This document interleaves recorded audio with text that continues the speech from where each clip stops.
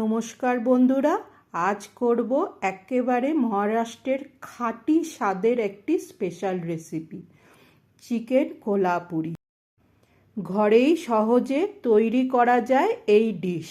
তো চলুন শুরু করা যাক তাহলে। মাংসটা ভালো করে ধুয়ে নিয়েছি। এবার এর মধ্যে নুন, হলুদ গুঁড়ো, কাশ্মীরি লাল লঙ্কার গুঁড়ো,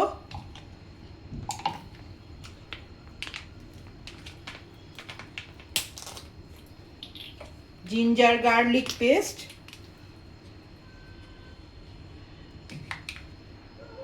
দিয়ে ম্যারিনেট করে নিচ্ছি। এটাকে মাখিয়ে ম্যারিনেট করার জন্য 10 থেকে 15 মিনিট রেখে দেবো। এবারে এই মশলাগুলো শুকনো খোলায় ভাজবো।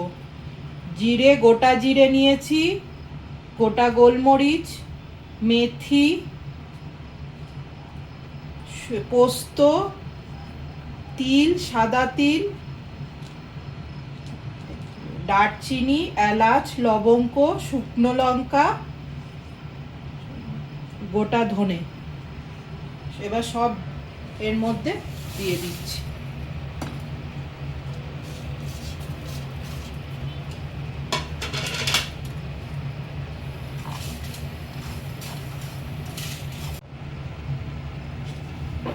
এবার এর মধ্যে ভাজা পেঁয়াজ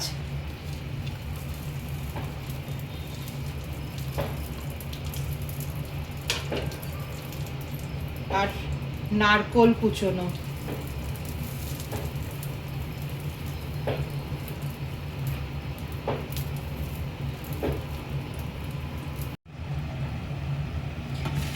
পেঁয়াজ আর নারকোল কোড়া দিয়ে ভালো করে নাড়িয়ে চাড়িয়ে নিচ্ছি।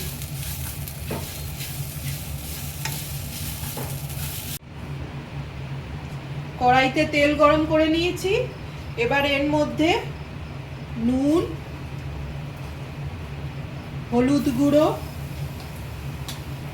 দিলাম। এবার এর মধ্যে জিঞ্জার গার্লিক পেস্ট অ্যাড করে দিচ্ছি।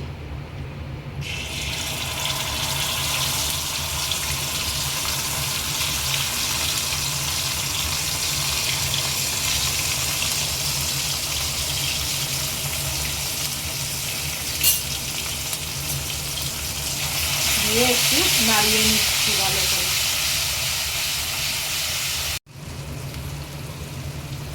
এবারে এর মধ্যে একটা শুকনো লঙ্কা দিয়ে দিলাম আর হিং জলে গুলে রেখেছিলাম সেটা দিয়ে দিলাম।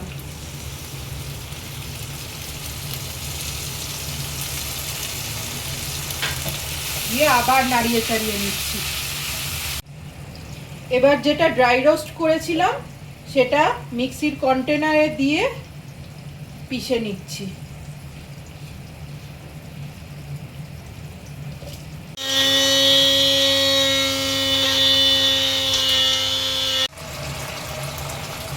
এবার এই টমেটো কুচিটা ঢেলে দিলাম এর মধ্যে।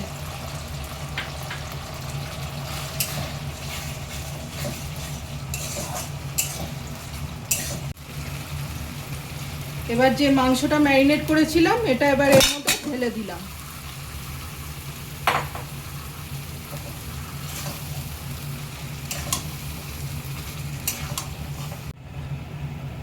যে মশলাটা করেছিলাম মিক্সিতে এটাও এর মধ্যে ঢেলে দিচ্ছি।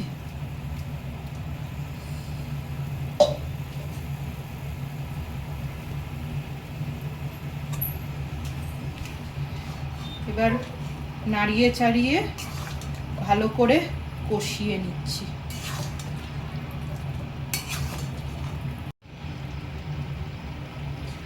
এবার লেবুর রস এর মধ্যে দিয়ে দিচ্ছি।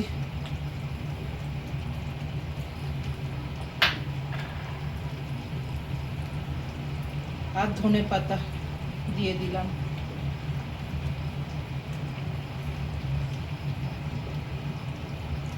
তাহলে এভাবেই তৈরি হয়ে গেল মহারাষ্ট্রের বিখ্যাত চিকেন কোলাপুরি। এই পদটা শুধু মহারাষ্ট্র নয়, সারা দেশেই সমান জনপ্রিয়।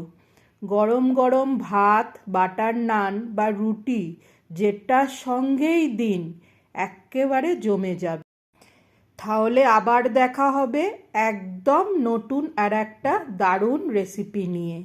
ততদিন পর্যন্ত ভালো থাকুন, সুস্থ থাকুন।